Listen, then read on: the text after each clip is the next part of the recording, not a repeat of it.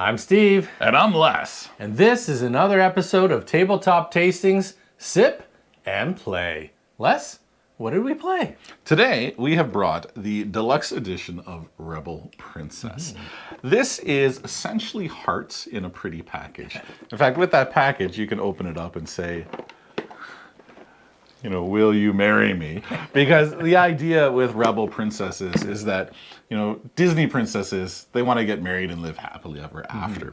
Rebel princesses want the exact opposite. So they're hosting a party and all these princes are trying to get into it. So the princess that gets the most princes is the loser of this. And that's kind of where the hearts element comes into play. You're trying to discard princes into hands that the princesses will win so that they get the princes back and then they lose. So whoever's got the most princes or the frog, which adds a bunch of negative princes, is the loser of the game. This is blowing up right now. It's made by Bezier Games, and Hearts is a fantastic game. It's timeless, it's classics, it's been around forever, it will remain to be around forever. This game does an amazing job of adding a very adorable theme and package to that experience. We've got a few extra little cards as well that will change things up every round so that they add a few little variants to them. There's a set of 5 rounds and each card kind of changes them up a little bit more. You've got princesses that have a one-time ability or power. And when you flip that over, then you activate that power to give you one little additional bonus or benefit from that. We do have a exclusive extra little princess as well that we got at Gen Con. You're the princess. You're the princess. It's got a little mirror in it and it's kind of cute and adorable that way. But this is a really great game in a really small package. Steve, what did you think of it? Yeah, it's kind of nice to have like a quick game that you can, it doesn't take a lot to teach, and in the different types of rounds, you can select very difficult. Or maybe you just select a couple of the blacks, so it adds that extra element of difficulty to each and every game. It's a really fun, quick game, and it doesn't take a whole lot of thinking. You just kind of play what you've got.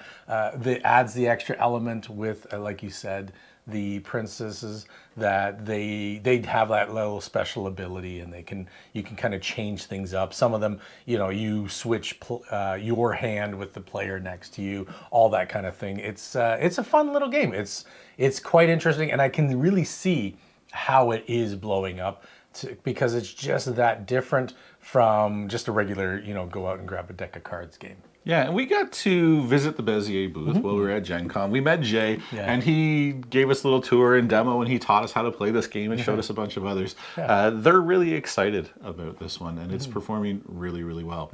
Steve, what have you brought to play with this fantastic little 3 to 6 player card game? Yeah, so I was kind of thinking about this, and I thought, you know what, let's go with that theme of kind of like love. It's a little bit anti-love, but like this distillery was kind of based on, and they even got their logo from a marriage proposal. Ooh. So that kind of goes with this, because in this game, you don't want the most marriage proposals. That's right. But with the bottle that I brought, it's all kind of based on that and how they really kind of made a distillery based on that marriage proposal. Oh, so, fantastic. What I've brought for us to enjoy with this is a bottle that is so well known, really worldwide. Ooh. And that is Four Roses Single Barrel.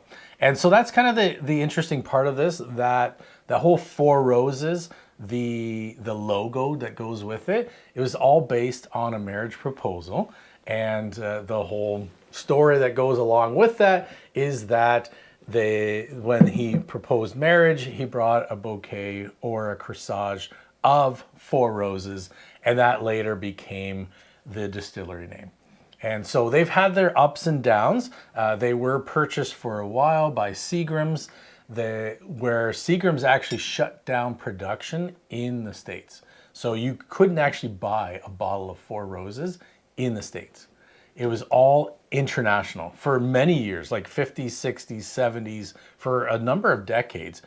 It was only purchased or being able to be purchased around the world, which is kind of funny because it's so well known and it's a huge international name for bourbon. And then once it got bought again by another company, Jim Rutledge, who's like one of the most well-known master distillers, of bourbon. He was brought on by Seagram's. They got purchased, and he really had the goal of making Four Roses a household name in the States again. And so now they are produced. You can actually go and visit Four Roses Distillery, which I've heard is really cool. It's kind of on my list of places I want to get to. And Four Roses is well known for their bourbon. So things had gotten single barrel. Things had gotten a little thorny there for a while, but they worked themselves out of it, which is sure fantastic. Sweet. Yeah.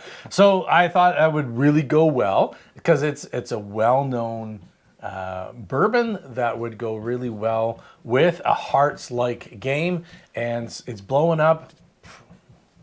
Well, let's blow it up and get the cap off this bottle. Okay. Let's take it for a Let's spin. see how well I do with this. Oh, it's got perforated edges, so perhaps You'd have to have some form of a fingernail, though, I think, to get in there. Oh, I may have made it more difficult for myself. Oh, no. No, you're There doing we good. You're doing good. There we go. Let's Listen hear the for it. pop. Is it going to say love? Ooh. That's a nice little pop to it. That had some love to it. Yeah. Let's try that out. I think we'll have a little bit of...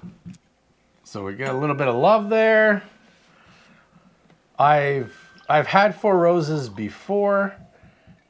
So right away, like, that's totally a bourbon. Yep. Like, there's no mistaking that.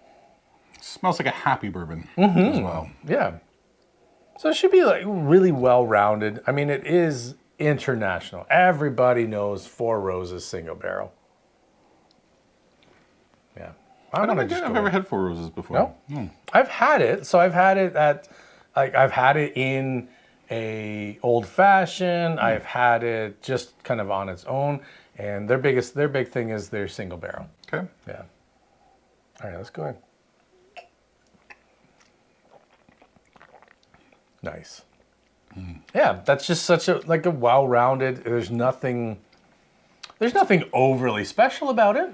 However, there's nothing wrong with it either, as far as a good bourbon. And one of the things I really like about it is you drink it, even though you're done drinking it, you still have the exact same flavor of the bourbon that lingers there. It tastes like a very, very nice bourbon. One of the kind of cool stories that I come up with when I was doing research into it was that they were like one of the first on Whiskey Row in Louisville, Kentucky. So they're one of the first distilleries there.